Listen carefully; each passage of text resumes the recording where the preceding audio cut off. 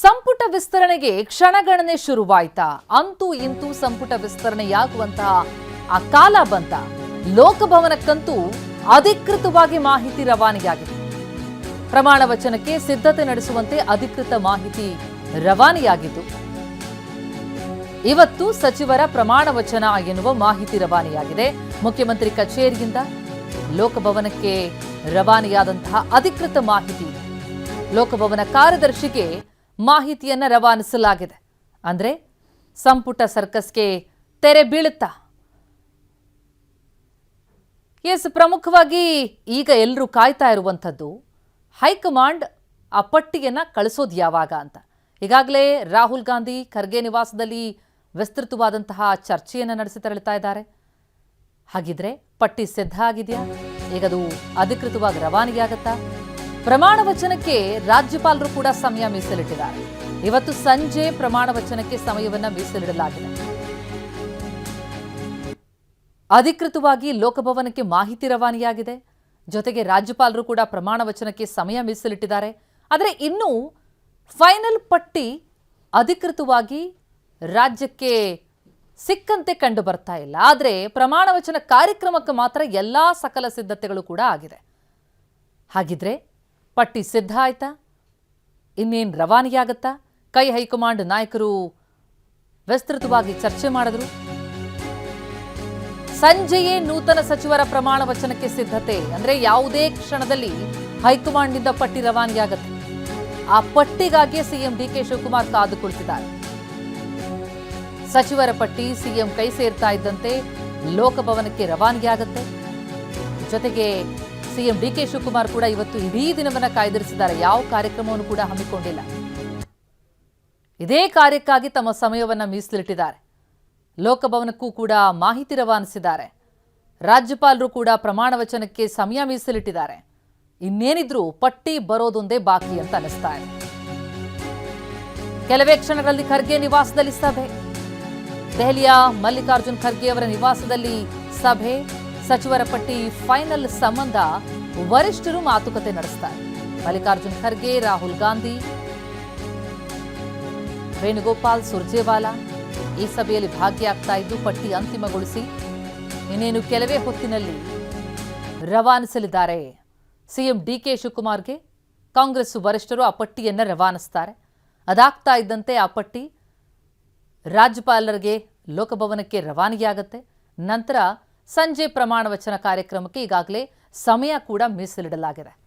ಈ ಬೆಳವಣಿಗೆ ಕುರಿತಂತೆ ಡೀಟೇಲ್ಸ್ ಪಡೆಯೋಣ. ನಮ್ಮ ಪ್ರತಿನಿಧಿ ಪ್ರಮೋದ್ ಈಗ ಲೈವ್ನಲ್ಲಿ ಜಾಯ್ನ್ ಆಗ್ತಾ ಇದ್ದಾರೆ. ಪ್ರಮೋದ್, ಅಂತೂ ಇಂತೂ ಸಂಪುಟ ವಿಸ್ತರಣೆ ಪ್ರಮಾಣ ವಚನ ಕಾರ್ಯಕ್ರಮಕ್ಕೆ ಈಗ ಆ ಸಮಯ ನಿಗದಿಯಾಗಿದೆ ಅಂತ ಅನಿಸ್ತಾ ಇದೆ. ನೋಡ್ತಾ ಇದ್ರೆ ಆ ಕಾಲ ಸನ್ನಿಹಿತ ಆಗಿದೆಯಾ?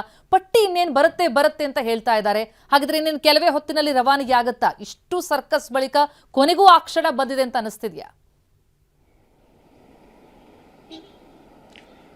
ಪ್ರತಿಮಾ, ಮುಖ್ಯಮಂತ್ರಿಗಳ ಕಚೇರಿಯಿಂದ ರಾಜಭವನಕ್ಕೆ ಮಾಹಿತಿ ರವಾನೆಯಾಗಿದೆ. ಪ್ರಮಾಣ ವಚನ ಕಾರ್ಯಕ್ರಮಕ್ಕೆ ತಯಾರಿ ನಡೆಸಿ ಎಲ್ಲ ತಯಾರಿಯನ್ನು ಮಾಡ್ಕೊಳ್ಳಿ ಅಂತ. ಆದರೆ ಅಧಿಕೃತವಾಗಿ ಎಷ್ಟು ಗಂಟೆಗೆ ಯಾವ ಸಮಯ ಇನ್ನೂ ಕೂಡ ಮಾಹಿತಿ ರವಾನೆ ಆಗಿಲ್ಲ. ಮತ್ತೊಂದು ಪ್ರಶ್ನೆ ಇರುವಂಥದ್ದು ಅಂದರೆ, ಈಗಾಗಲೇ ಸಚಿವರಿಗೆ ಮಾಹಿತಿಯನ್ನು ನೀಡಿದ್ರು ಕೂಡ ಆನಂತರದ ಲಾಜಿಸ್ಟಿಕ್ ಏನಿರುತ್ತೆ ಅಂದರೆ ಪಾಸ್ಗಳಿರ್ಬೋದು, ವಿಶೇಷ ಭದ್ರತಾ ಪಾಸ್ಗಳಿರ್ಬೋದು, VVIP ಪಾಸ್ಗಳಿರ್ಬೋದು, ಆಹ್ವಾನಿತರ ಪಾಸ್ಗಳಿರ್ಬೋದು, ಅದೆಲ್ಲವೂ ಕೂಡ 5-6 ಗಂಟೆಗಳ ವ್ಯತ್ಯಾಸದಲ್ಲಿ ಮಾಡೋದಕ್ಕೆ ಸಾಧ್ಯನಾ ಅನ್ನುವಂಥ ಒಂದು ಪ್ರಶ್ನೆ ಕೂಡ ಇದೆ.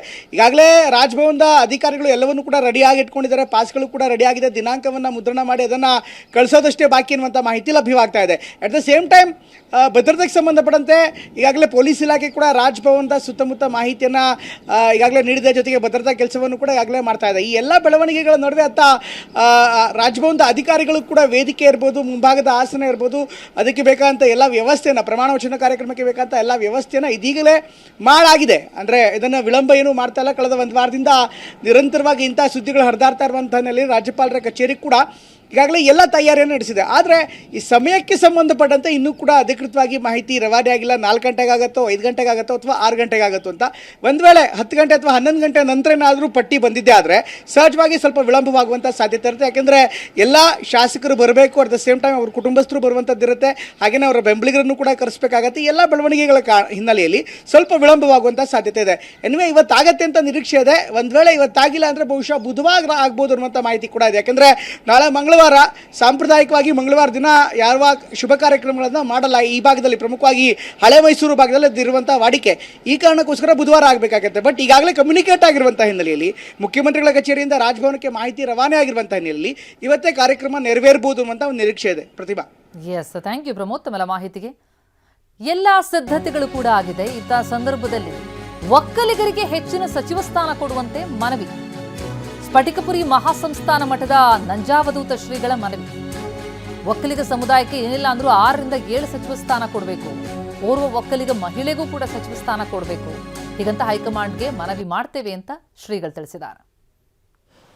ಹಾಗಾಗಿ ಮತ್ತು ಈ ಸರಿ ಶಿವಕುಮಾರ್ ಅವರ ಮುಖವನ್ನು ನೋಡಿ ಎಲ್ಲೋ ಒಂದು ಕಡೆ ಭಾಳ ದೊಡ್ಡ ಮಟ್ಟಿಗೆ ಅವ್ರ ಜೊತೆಯಲ್ಲಿ ಸಮುದಾಯ ನಿಲ್ಲುವಂಥದ್ದಾಯಿತು. ಮತ್ತು ಈ ಸಮುದಾಯ ಯಾರ ಜೊತೆ ಭಾಳ ದೊಡ್ಡ ಮಟ್ಟದಲ್ಲಿ ನಿಂತಿದೆ ಅವಾಗೆಲ್ಲ ಸರ್ಕಾರಗಳು ಬಂದಿದ್ದಾವೆ, ಅದೆಲ್ಲರಿಗೂ ಗೊತ್ತಿರೋವಂಥದ್ದೇ. ನಾನು ಕಾಂಗ್ರೆಸ್ನ ಹೈಕಮಾಂಡ್ ಅದಕ್ಕೆ ಹೇಳುವಂಥದ್ದು, ಮಾನ್ಯ ಮುಖ್ಯಮಂತ್ರಿಗಳಿಗೆ ಕೇಳುವಂಥದ್ದು, ಈ ಸಮುದಾಯಕ್ಕೆ ಕನಿಷ್ಠ 6 ರಿಂದ 7 ಮಂತ್ರಿ ಸ್ಥಾನಗಳನ್ನು, ಕ್ಯಾಬಿನೆಟಲ್ಲಿ ಅವಕಾಶಗಳನ್ನು ಕೊಡ್ತಾ ಬಂದಿದ್ದಾರೆ. ಮತ್ತು ಅವಕಾಶ ಪಡೆದಂಥ ನಮ್ಮ ಸಮುದಾಯದ ಮಂತ್ರಿಗಳು ಕೂಡ ಅತ್ಯಂತ ಪ್ರಾಮಾಣಿಕವಾಗಿ ಒಳ್ಳೊಳ್ಳೆಯ ಕೆಲಸಗಳನ್ನು ನಾಡಿನ ಹಿತಕ್ಕಾಗಿ ಮಾಡಿದ್ದಾರೆ.